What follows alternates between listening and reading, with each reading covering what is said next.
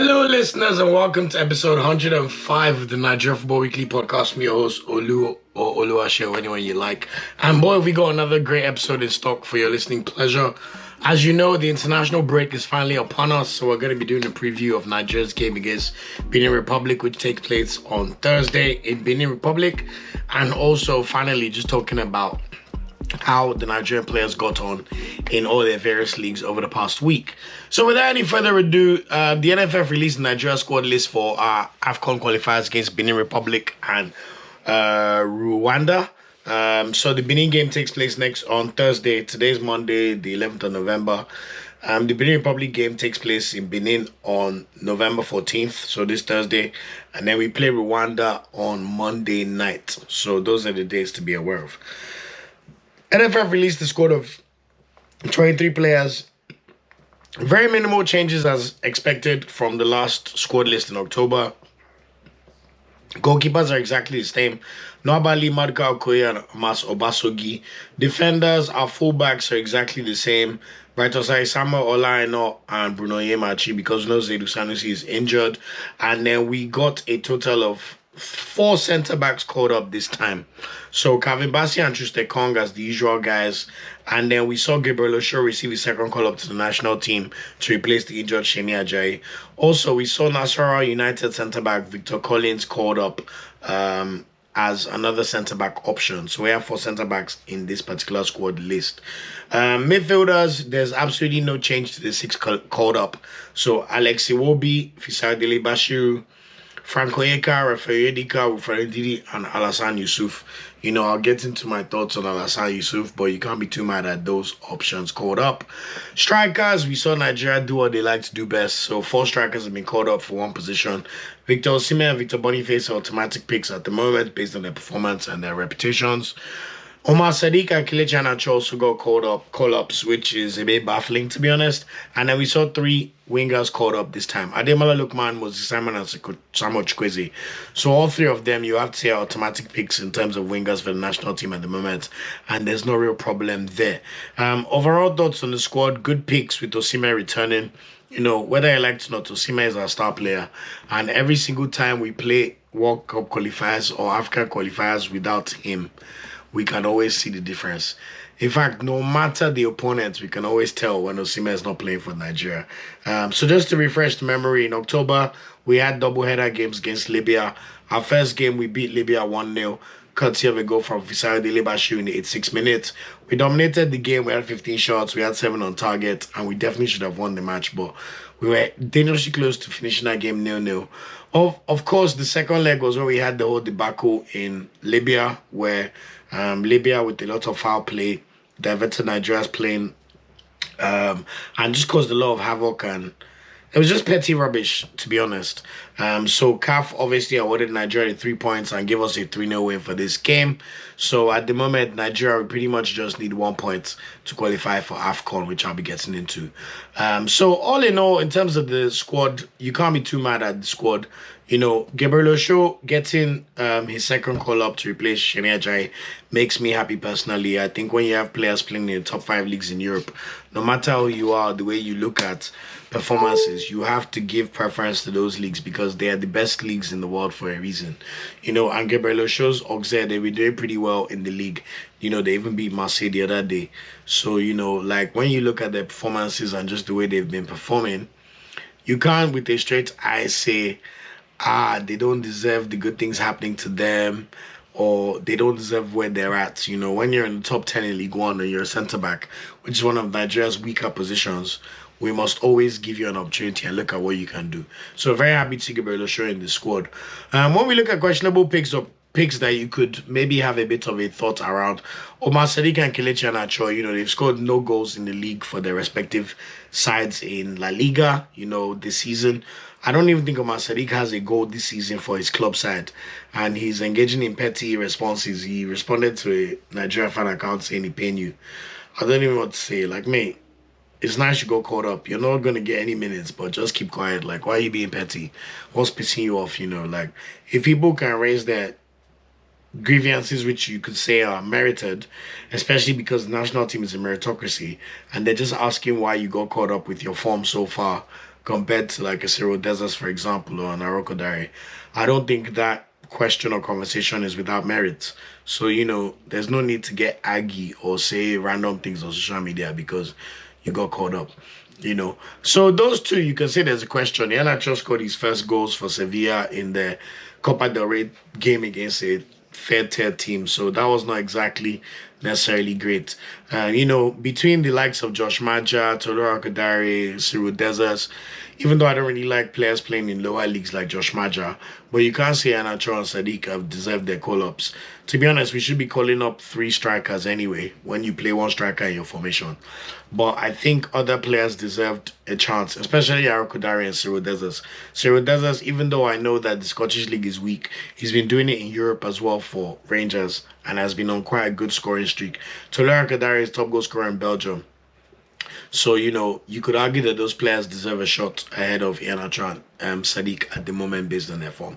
Even George Lenikena, I'm a bit confused. George Lenikena's club and League One refer to him as a Nigerian. He's 18 years old. He scored in the Champions League against Barcelona. If we're really smart about poaching these players at the right time, call it Lenikena up. Let's just see if he shows up. Like, if you're not going to call up players based on form, then let's be strategic with it, in my opinion. So, those are just my thoughts. But ultimately, I'm not too mad because I can't see anyone beyond Osimhen or Boniface getting minutes in that position. You could argue in our final group game, considering we've qualified when we played Benin, you could give a few players minutes or caps. But ultimately, it's not the end of the world. Osimhen did not come for October qualifier, so I'm sure he'll be keen to add to his goal tally because we know he's chasing the one and only and the great Rashidi Yekini. So, of course, thoughts as well. As I said, 4 centre forwards and 3 wingers. I'll never understand the Nigeria logic. You play 1 striker and you play 2 wingers, but you only call up 3. But you call up 4 strikers. Maybe he could argue things around squad harmony, inviting players that are used to the camp, Iheanacho, someone who's quite respected within the squad. But ultimately, the national team is a meritocracy, so I'm not really sure I agree with that one, or I can really understand it. Call up a Nathan Tella if you must. I know he's not been playing that well for Leverkusen, but they're still in the Champions League and playing well in Bundesliga, even though they're 4th. Call up a Irasor who's been doing all right for Genk, or even Musa, that they were giving Musa call-ups where Musa did not deserve it. Now at least he's playing well for Kano Pillars and they're doing well in the MPFL. Give another wing slot to a player that plays in the position. Before we now start seeing experiments, Iheanacho playing as a right winger, which is just bullshit. And then you call up 4 strikers where you play 1 at best in most games. So I can't understand it. Yes, Ejuke got injured, so the one caveat I'll give Eguavon is it looks like he settled on a pair of wingers for the left wing and the right wing that he's happy with. Lookman, Simon, and Chukwueze are automatic picks, as I said. And based on Ejuke's form before he got injured, you have to say Ejuke probably deserves one of those 4 slots. So with Ejuke being injured, maybe he just thought, let me call up one of my strikers. But then again, Iheanacho and Sadiq have not scored. So what is the logic behind that? Another thing for me, in the center of the park, calling Alassane Yusuf up. Cincinnati, their season is over. It's not like he's match fit or he's playing games right now. Joaribo is starting games in Premier League. I don't know what Eguavon has against Joaribo. Or, give Hamzat Ojediran a go. Hamzat Ojediran that I called out last week, he rightfully scored a goal. His first League One goal and his first senior goal in Europe for Lens over the weekend. Give those kind of players a go. They've been part of our youth teams. They've shown that their willingness for the badge. If you want to play the whole card of, they understand what it means to be Nigerian. Call up a Hamzat Ojediran. I don't really believe Alassane Yusuf deserved the call-up, but that's just a slight grip because I don't expect him to play, to be honest.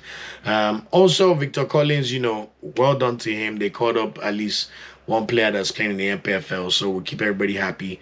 He's been doing all right, but I know his team is 14th in the league. Good to see Tanimu not in the team because does not deserve to be there. If you can't even start for a League One team in England, you have no business playing in the national team of Nigeria. We're not Sierra Leone. No offense, Sierra Leone. But if you're trying to be objective, Akpoguma is playing for Hoffenheim in the Bundesliga. He's maintained his willingness to play for the national team. He's playing in the Europa League, and he just kept another clean sheet over the weekend. So why was he not called up? Or Torunariga, for example, who's playing well for Ghent. We have to decide if foreign-born players are Nigerian in the eyes of the NFF or Nigerians in Nigeria, or they are not. We like to claim all Nigerians when they are doing well. If a Nigerian with dual nationality does well abroad in politics or business or something, Nigerians rush to claim them. Ah, we're happy. Oh, look at our son, Anthony Joshua. But then when it comes to the Super Eagles, for some reason, there's this weird thing about like homegrown players, people that know what it means to the badge. Everybody that lives outside Brazil understands what it means to play for Brazil. Is it Nigerians' fault that the NFF have not done the best job of making us understand what it means to play for Nigeria? We know how much it means to play for Nigeria. We live there. I understand what you're trying to say. But you cannot tell me that we cannot call up players who are not born in Nigeria, don't understand Nigeria. You know, if we're happy with Lukman and we're happy with Tekong, we have to be happy with the others because they make us happy. We're happy with Ola, I know. So I don't want to hear that discussion ever again in my life. But anyway, I don't know what Boguma has to do to get a call-up, especially if they can call up a player from Nasarawa United. With all due respect to Nasarawa United. But anyway, we're all right. So just to preview the game anyway, as I said, we're playing on Thursday in Benin Republic before we play against Rwanda on Monday. Technically, we need 2 points qualified for Morocco when you look at the table. But in reality, it's 1. Simply because of our goal difference. We have a +7 goal difference, and Rwanda in 3rd place have a -2 goal difference, and only the top 2 teams qualify for AFCON. Also, our next opponent is Benin Republic, so if we get a draw in that game, they will go to 7 points. We will have 11, and technically will qualify. So, let's just say these November qualifiers are a formality. As long as nothing stupid happens to Nigeria, which, you know, the unexpected, like losing 2 games to Benin and Rwanda, it should be a relatively more chill and happy camp and enjoyable international break for Nigeria. And boy, God knows we need it, because after that whole Libya experience, which finally got the Super Eagles in the international news, we need some good vibes. Let's just play well. I listened to a preview by Meha Maziri, the Algerian journalist, just talking about how he wants to see Nigeria just perform and dominate the game. And honestly, I understand what he's saying, and I hope that that's what we see from the Super Eagles on Thursday. Tail of the tape, Nigeria were top of the group. We have 10 points. Benin are second. They have 6 points. Rwanda are third with 5 points. Libya are bottom with 1 point. And pretty much no hope of qualifying for AFCON despite a miracle. But Nigeria, we just need to put in a professional performance and we will qualify for AFCON in Morocco, taking place in December 2025. So in 13 months' time. Nigeria, we're now 4th in Africa, which is good to see. We're 36th in the world. We're up 3 places worldwide from the September ranking. We're now 36th in the world, and we've moved 2 spots up in Africa to 4th. Left to me, there's no reason Nigeria should not be in the top 30 world rankings. We should even be in the top 20, if I'm being honest, looking at our talent. But I keep telling you people, NFF don't take this thing seriously. If you look at our ranking over the past 4 years, the amount of times we've been outside the top 30 is alarming. For Super Eagles, does not make sense. It does not. Only the top 50 ranked teams in the world are respected. And Nigeria, I'm sorry, as a Giants, we should not be 36th. But we'll take it for now and let's improve. Benin, on the other hand, are 21st in Africa and 95th in the world. As you know, Benin's coach is going to roar. And the last time they played us in World Cup qualifying, they beat us away 2-1. Remember, that game was even played in Ivory Coast, not even Benin. But they beat us. I remember Steve Mooney scored. So, God knows we have to improve and we have to show them. The good news in AFCON qualifying, in the reverse leg in New York, we beat them 3-0. Osimhen scored and really put them to the sword in September. So, amazing performance. So, more of that. When you look at the tail of the tape, in our last 6 games, we've beaten Benin 4 times. They've beaten us twice. One was that World Cup qualifying June I spoke of, and one was in 2017 in the African Nations Championship, which only takes into account local-based players. Players to be aware about, as you know, Junior Laiton, the Nigerian player who plays for Troyes in the French 2nd Division. Very, very lively winger and always a huge threat. Steve Mounier, he plays with Franco Yeka and Oberg.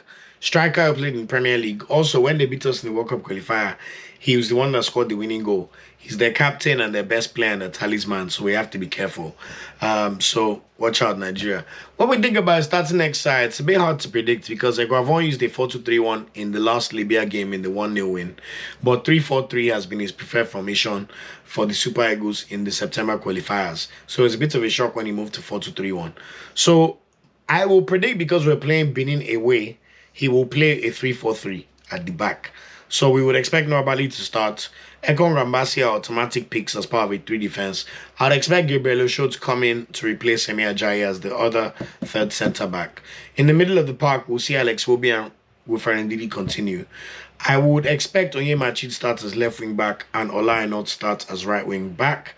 But there is a world where we see Osai Samuel play as right wing back and Ola Aina play as left wing back. But I'll be surprised if Onyemachi does not keep his place because he has really done too much wrong for the Super Eagles. Even though in the last game against Libya, you could argue that some of his decision making was a bit suspect, but it's okay. He plays for Boa Vista. So I'd expect Onyemachi and Aina to continue. And then up front, we'll see Osimhen reprise his role as number 9. He's going to come back into the team. And then we'll see Lookman start. That's a no-brainer. And I also expect Moses Simon to start the game ahead of Samuel Chukwueze, considering his form and how well Moses Simon has been playing, both for Nigeria and for North. In the off chance that we play with a back 4, we will revert to a 4-2-3-1.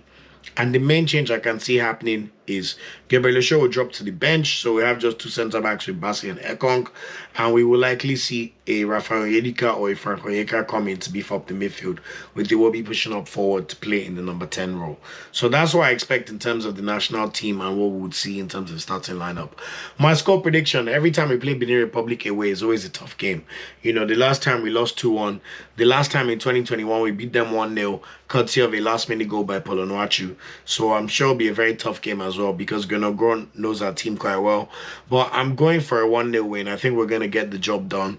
Victor Osimhen has been in electric form, as I'm going to get into when I talk about the club performances. So I expect Osimhen to get back into the national team and score the winning goal for us in a 1-0 win. So that's it in terms of the Super Eagles. That's the main reason why we have this podcast. Can't wait to watch Super Eagles on Thursday. And fingers crossed we will get that W and that dub. After this, I'm going to, of course, be covering how our players have performed in their respective leagues over the past week. So moving on to how our players performed in all the leagues in Europe and then Starboy of the week. Starting with the Premier League as usual. The Fulham boys continue ticking along, man. They're playing so well at the moment. Alex Iwobi and Calvin Bassey, remember last week when we recorded on Monday, they both played 90 minutes as Fulham came back from behind through 2 Harry Wilson stoppage time goals to beat Brentford 2-1 on Monday. And then this Saturday as well, Iwobi played, they both started the game. Iwobi got an assist as they beat Crystal Palace 2-0. So really, really good assist from Iwobi, man. They're just balling, man. Like, honestly, Fulham, 7th in the league, 18 points, ticking along, no problems. Nottingham Forest, on the other hand, they had a bit of a blip over the weekend. They still remain 5th in the Premier League, which is good to see, though. Ola Aina started the game and played 90 minutes, while Awoni was subbed on in the 88th minute as they lost 3-1 to Newcastle. Very surprising win from Newcastle, it must be said, considering how they've been performing this season, but they looked really clinical, man. Their goals are really good, man. Isak's goal was brilliant. Joelinton's goal was brilliant as well. They played really well in this game. As for Wilfred Ndidi, man, Van Nistelrooy put them to the sword on Sunday. They lost 3-0. Wilfred Ndidi started the game, though. Man United were just too good for them. Although it's been announced today that Van Nistelrooy will not be part of their coaching staff, but Amorim has officially landed in England. So let's see how he performs Manchester United going forward. And we know he has 2 weeks to work on the team, so fingers crossed. As an Arsenal fan, I don't wish United well, but fingers crossed for you guys. And as for Southampton, Jaribo started the game over the weekend. They lost 2-0 to Wolverhampton on Saturday. Onuachu came off the bench and played the last 17 minutes. So back to their losing ways, but they were a bit unlucky in this game, it must be said. Some decisions just didn't go their way. They had an equalizer when it was 1-0, which was soft at best in terms of the VAR reason for the cancellation, but it is what it is. They're still showing signs of life and they may still be able to compete, so let's see how they keep performing as the season goes on. Other games in the Premier League not involving Nigerian players. We saw West Ham and Everton draw 0-0 in a 3 p.m. kickoff. Brentford beat Bournemouth 3-2. Yohan Wissa with the brace in that game. Brighton beat Manchester City in the 5:30 p.m. kickoff. Really, really good performance from Brighton. They scored 2 goals in the last 10 minutes. João Pedro and Matt O'Reilly. And the way Haaland is having to fight for his goals, man. I don't think I've ever seen this before. Even his goal was a good goal, but the way he's fighting to put these balls in the net is interesting. And the Liverpool, title favourites at the moment, they just strolled to a 2-0 win over Aston Villa. They look very good, it must be said. Mo Salah is playing like first season Liverpool Mo Salah, to be honest. Like, goal contributions everywhere, goals and assists. And Liverpool, after 11 games, they've won 9. So they're looking fantastic at the moment. Their only drop points were against Arsenal in the league and when they lost Nottingham Forest at Anfield, which you must say at the moment looks like just a bit of a blip, to be honest. Also, yesterday, Sunday, Tottenham lost 2-1 to Ipswich Town at home. As what's his name? The Chiellini said it's just the spirit of the Tottenham, like they're just gonna do things like this, But it must be said Ipswich played really well. And ex-Arsenal, current Chelsea, but on loan Ipswich Town player Omari Hutchinson was very good in this game. Robbie Delap's son, Leon Delap, scored his 5th Premier League goal of the season. So really, really good goal and win for Ipswich. And that was their first in the season so far. And then in the big game over the weekend, we saw Arsenal draw 1 against Chelsea. Very disappointing to see my team go ahead in a game again and still not win the game. For us to have dropped points, 8 points from winning positions this season, which is almost as much as we did in the entirety of last season. We haven't kept the clean sheet since the Tottenham game in game week 4. So 7 games with no clean sheet. When you've considered the same amount of goals as Manchester United, like some of these teams here, it's not a good sight. Although it must be said, when you look at it, Arsenal still have the 4th best defense in the league. The only teams that have conceded less are Nottingham Forest with 10 and of course Liverpool with 6. So everything's about perspective, but still not very happy with that draw, but we move. Let's see how it goes. So Liverpool lead the league with 5-point lead over Man City. They've got 28 points. City have 23. And then Chelsea and Arsenal 3rd, 4th, with Nottingham Forest and Brighton also on the same number of points in 5th and 6th. We all have 19 points. And they have a further 3 teams with 18 points. Fulham, Newcastle and Villa, who make up 7th, 8th and 9th. And then you have Tottenham and Brentford with 16 points and 10 and 11th. And Bournemouth and Man United with 15 points. So basically from 3rd all the way down to 13th, we're separated by 4 points, which is kind of crazy when you think about it. So buckle up. It's going to be a very interesting rest of the season. And only 11 games have been played. So a whole lot of football to watch. And long may the fun continue. In the Championship, Josh Maja scored yet again over the weekend in West Brom's 2-1 win over Hull City. Really, really good to see. He just keeps doing what he needs to do, man. He keeps doing his job. So shout out to him. Earlier in the week, they drew 0-0 against Burnley on Thursday, but Burnley are one of the good teams in the Championship, so they remain 5th. As for Luton Town, they're 21st. Elijah Adebayo came off the bench in their 1-0 win over Cardiff on Wednesday. Moses was the unused sub. And then over the weekend, they both played as they lost 5-1 to Middlesbrough. Adebayo started the game, came off in the 59th minute, and Moses came off after 45 minutes. In Serie A, Ademola Lookman, African Footballer of the Year, played 5 minutes, scored a goal in the Champions League for Atalanta in the 2-0 win over Stuttgart. Really, really good finish. I mean, he's just that guy, man. Like, what else can we say about Lookman? He just delivers. And then over the weekend, he played 90 minutes. He didn't score a goal, but he got a yellow card in Atlanta's 2-1 win over Udinese. He should have scored, but the ball hit his head and entered the net after a Retegi header, which was pulled off through VAR for offside. But Lookman's just that guy. He just keeps performing. What a superstar. Like, what else can we say about Lookman? So hopefully he can continue his good form with the Super Eagles on Thursday. Maduka Okoye continues to play well for Udinese, even though they did lose to Atalanta on Sunday 2-1. He did make 2 saves in the game. I really hope he gets some minutes in this qualifier November internationals.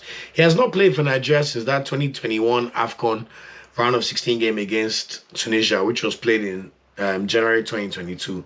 Just to give you context, so in 2.5 years, he has not once held the glove as a Super Eagles goalkeeper, even though now his career has obviously progressed with him playing in Syria and playing quite well with Udinese in 9th place. So if we can seal qualification on Thursday, I would love to see Okoye get some minutes in the final game against Rwanda on Monday. As for Samuel Chukwueze, he was benched as AC Milan beat Real Madrid 3-1 in the Champions League last week, Tuesday, in the Champions League. Fantastic performance from Milan. Honestly, I was so happy to see Madrid on board. He then played 67 minutes on Sunday as they drew 3-3 against Cagliari. This game was so topsy-turvy, man. But go and look at some of the stuff Rafael Leao did in this game. Very, very, very, very impressive. Serie A is also another league that looks very jam-packed. If you look at the teams from 1st to 7th, almost like they're separated by maybe 2 points, three at most. Napoli 26 points. Yeah, as I was saying, Juventus are 6th with 24 points. So first and sixth are separated by 2 points. You have Napoli, Atalanta, Fiorentina, Inter, Lazio, and Juventus. So very, very interesting title race shaping up in Serie A. As for Lazio, Fisar Delebashiru benched in both games that they played over this weekend. I'm hoping he can get some relief with the Super Eagles and get some minutes while we play. But I don't know what he needs to do to convince the coach to give him some playing time. Moving on to the Bundesliga, Victor Boniface and Nathan Teller both played as Leverkusen got humiliated 4-0 by Liverpool. Boniface started the game and played 81 minutes while Teller played 9 minutes. On Saturday, both of them came off the bench as Leverkusen drew 1-1 against Bochum. They're drawing too many games, man. They're 4th in the league. I think they're already like 9 points behind Bayern Munich. So it's going to be very, very tough for them to retain their crown. But as long as they do well in the Champions League and they play well in the league and secure Champions League qualification again, I'm not sure they'll be too mad. Like, they've literally just lost 1 game all season after 10 games. But the problem is they've only won 4 and they've drawn 5. So I'm sorry, like, draw FC. Figure it out, man. Moving on to Akpoguma, he played 90 minutes for Hoffenheim in their 2-2 draw against Lyon in the Europa League. He also played 90 minutes ago a clean sheet on Sunday as they played Frank Rijekaard's Aalborg. So as I said, Akpoguma, I don't know what you have done to NFF, man, but please give this boy a chance now. I know he did Shakara for us initially, but this guy is a top centre back. Please call him up, Ejo. I'm begging you. As for Aalborg, Frank Rijekaard played 90 minutes in that 0-0 draw against Hoffenheim as well, and I'm sure he'll get some minutes for the Super Eagles in our games coming up. In La Liga, Kelechi Iheanacho played 73 minutes as Sevilla lost 1-0 to Leganés on Saturday. It's not getting any better for them, but we shouldn't be too surprised, to be fair. Sevilla are really, really bad this season. Cristian Uche, on the other hand, he played 85 minutes as Getafe lost 1-0 to Girona on Sunday. They are literally just one position above the relegation zone, so they need to take time. As for Omar Sadiq, he also did not play any minutes over the past week, even though Real Sociedad are up to 8th because they beat Barcelona 1-0 yesterday. You could argue that the goal that was chalked up for Lewandowski was quite suspect, if I'm honest, but that's how the cookie crumbles. Also, Real Sociedad lost in the Europa League on Thursday 2-1 to Victoria Pilsen, and Sadiq played no minutes, but he magically got a call up. Anyway, in France, we saw Jorgelin Kenna. He was benched in their 1-0 win over Bologna in the Champions League on Tuesday. And then on Saturday, he played 45 minutes and scored the final goal for Monaco in the 3-1 win over Strasbourg. It was his first League One goal of the season. Congratulations, and really good to see. This game was 1-1. And then all of a sudden, in stoppage time, we saw Monaco score to make it 2-1 through Ben Eliasiger. And literally from kickoff, Strasbourg, I don't know what they were thinking. Their centre-back tried to pass, and he just miskicked the ball. And Kenna took the ball and just slotted it into the back of the net. So long may this be let this be the start of big things for Lenny Kenna. And really pleased for him. So let him continue the good form so far. As for Moses Simon, man, he continues to do so well in terms of his individual performances, even though Nantes are still 14th. They lost 3-2 to Hamzat Ojediran's Lens on Saturday, but Moses Simon played 80 minutes, scored a penalty, and also got the assist to put Nantes up 2-1. So the guy is trying, man, but his teammates letting him down. Because guess what happened to Ojediran? Ojediran came off the bench after 21 minutes while it was 2-1. He scored his first League One goal and his first senior goal of his career in Europe to make it 2-2 in the 86th minutes. Really, really good finish from Ojediran as well. And then Lens scored a final goal in stoppage time after a mix-up with the Nantes defense. The centre-back literally tried to cushion the ball back to his goalkeeper, but he headed the ball over the goalkeeper. So the Lens player had an empty net to just nod it into. So very unlucky for Moses Simon, but very, very, very, very pleased for Hamzat Ojediran. Remember last week I called out that we should look out for him. So to see him really perform this well is really, really pleasing on the eyes. As for Gerber Osho, congratulations on the Super Eagles cap call-up as we mentioned. He played 90 minutes as Auxerre went away to the Stade Velodrome on Friday and beat Marseille 3-1. That's a big win for them as they're in 9th place. As for Gift Urban and Lyon in 5th place, Gift Urban started and played 62 minutes as they drew Hoffenheim in the Europa League on Thursday. Ironically, though, he was not in the squad on Sunday when Lyon beat Saint Etienne 1-0 yesterday. So, on to monitor and let's see if he'll get some game time going forward because it looks like in the league, it's not happening for him at all. Also, Victor Rabko was not in action. He was on the bench for Nice as they drew 2-2 against FC Twente in the Europa League on Thursday. He did play 6 minutes on Sunday though, as Nice drew with Lil Tutu. So that's interesting to see. And hopefully can get a bit more minutes because also him too, he's a midfielder. So the more of them we can get playing, the better for us. As for Akko Adams, Montpellier remained in the relegation zone. He did play 39 minutes, but he came off injured as they finally won in a minute. They beat Brest 3-1 on Sunday, so good win to see for them. In Portugal, Sanusi is still on the road to recovery. But Bruno Yemachi was in action for Boavista as they lost 2-0 to Rio Ave on Saturday. They remain in 14th place in the league, so just above the relegation zone, but they need to take time. In Turkey, star player Victor Osimhen. This was Victor Osimhen week. I can't even lie to you, man. Like, Osimhen was back to do what Osimhen does best. First of all, in Europa League on Thursday, started the game against Tottenham in a 3-2 win, scored 2 goals, excellent finishes. Like, when you think about the way Osimhen scores, man, like, also, I love when he just gingers us, man. Like, and I like that he just put his name in the map because I want people in England and the Premier League to be remembering Osimhen's exploits. And when he scored those 2 goals against Tottenham, like, all of the media in England here were talking about him, I'm telling you. Like, they're just like, what's this guy do to Turkey, man? But fantastic finishes, especially his second goal where he cushioned the ball from across with his left foot and planted it straight into the bottom left-hand corner of the goalkeeper's to the goalkeeper's left. Just fantastic gameplay. And as if that was not enough, yesterday he played 2 minutes. We know Icardi got an ACL injury at the end of the Tottenham game as well. Osimhen scored 2 goals again. Another fantastic header. If you see the first goal he scored on Osimhen from the air, like you could they just put the ball in the air. Lucas Torreira crossed the ball and Osimhen he had no right to score the goal. But I'm telling you, the way he put this ball into the net, like a bullet header. From his standing position, obviously he was up in the air, but it wasn't like there was so much velocity on the cross for him to be able to gain the power. But his neck muscles, man, with that Zorro mask, just give him some kind of leverage that's just fantastic to see. So shout out to Osimhen, man. Honestly, amazing to see. So 4 goals literally in 4 days. You know, just showing what he can do. Real star boy. You know, and Nigeria, we missed him because remember we played against Libya with the chances missed. So just a brilliant week for Nigerian players and Nigerian fans and everybody involved in Nigeria. So shout out to Galatasaray. As for Osai Samuel, he played 90 minutes and got a yellow card as Fenerbahce lost 3-1 to AZ Alkmaar in Europa League on Thursday. But he also played 90 minutes as he beat Sivasspor 4-0 on Sunday, which was also his 100th appearance for Fenerbahce. So congratulations to Osai Samuel. What a servant, you know. I mean, playing 100 games for Fenerbahce is no easy feat, you know. And also, when he got there, he was a right winger. Now he's a right wing back. So it's been an interesting career trajectory for Brighton Osai Samuel. So we wish him all the best and long may his success continue. Anthony Nakeme was injured on the other hand as Trabzonspor lost 3-1 to Rizespor on Saturday. However, 2 Nigerian players, Ibrahim Olawoyin and Babajide Akintola, both scored for Rizespor in that game. So shout out to both of those players. In Belgium, Tolora Kudari played 82 minutes and got a yellow card as Genk got absolutely battered 4-0 by Yunus Ejiloa. Riasor is still injured, so forgive me if when I said he could have been called up. As for Yunus Ejiloa, though, they do have a Nigerian player in their squad, which I noticed very recently as I was looking at the stats of that 4-0 loss. So there is a striker. Is his surname David? What's that surname again? Akinpelu.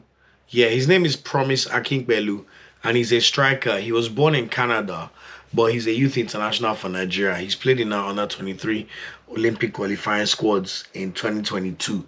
So look out for this guy, man. He wasn't as prolific prior to his career in Belgium, but he's 6'5", and prior to him signing for Yunus Ejiloa, he was in Estonia last season with a team called Mestre Liga, where he scored 14 goals in 16 games in the league. This season now, he has 4 goals in the league after 9 games. So watch out. Maybe we might have seen another bunny face, but I'll keep you posted. So watch out for Promise David Akinpelu, 23-year-old striker, 6'5", and he looks like he has a bit of an interesting profile. So I will try my best to keep you posted on how he performs going forward. As for Victor Odo and Royal Antwerp, he was benched in a 2-1 win over Kortrijk on Saturday. As for Rafael Ndika and Club Brugge, he was suspended for their 1-0 win over Aston Villa in the Champions League on Wednesday. And then on Sunday, he played 90 minutes as Club Brugge drew 2-2 against Beerschot on Sunday. As for Jordan Torunariga, he played 90 minutes in their 1-0 win over Omonia Nicosia in the Europa Conference League. And then he played 90 minutes as they beat Standard Liège 5-0 on Sunday in the league. So that's a really, really good result for Ghent and Torunariga. In Scotland, Cyriel Dessers played 84 minutes and scored the equaliser for Rangers in their 1-1 draw against Olympiacos in the Europa League. Really, really good finish from Cyriel Dessers as well. His great form continues. Leon Balogun was benched in this game. However, on Sunday, both Balogun and Dessers started for Rangers as they beat Hearts 1-0. And it was also Dessers who scored the winning goal. So he's got 3 goals in his last 3 games for Rangers. In Czech Republic, Igbo's back to full fitness. I mean, I even forgot about Igbo. They could have called Igbo. If they don't like Akpoguma, why not call Igbo?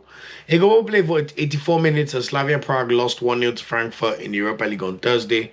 He then played 80 minutes as they romped to a 5-1 win over Karvina in the league on Sunday. As for Victor Olatunji, he did get on the goal scoring sheet for Sparta Prague in their 2-1 loss to Brest in the Champions League. So good to see him get his second Champions League goal. Anytime you score in Champions League is a big deal, I'm sorry. Whether you win or lose or draw, I'm sorry. You take that one and you keep it moving.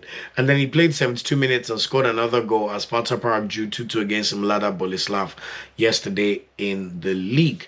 In South Africa, normally no games to play at the moment, so they'll be back in action on November 26th after the international break. Maybe that'll be another reason why we may see Maduka play games, but we'll leave that one to Egwa Von. So, ones to watch this week is all about Super Eagles. Remember, on Thursday, the Super Eagles are in action against Benin Republic. This game will take place at 6 p.m. Nigeria time, which is 7 p.m. here in the UK. And then on Monday, we'll play Rwanda at 3 p.m. Nigeria time. No, 5 p.m. Nigeria time, forgive me. So the Monday game is 5 p.m. Nigeria time. And Thursday's game is 8 p.m. Nigeria time, not 6, sorry. 8 p.m. Nigeria time. So hopefully everybody will be back home from work to watch that game. And let's see Nigeria's qualification and at least get some wins on the board to help with our world ranking. So, that's it in terms of games involving our players over the week and wants to watch. Starboy of the week to round up the podcast. In bronze medal, I'll give it as a joint 3rd place bronze medal.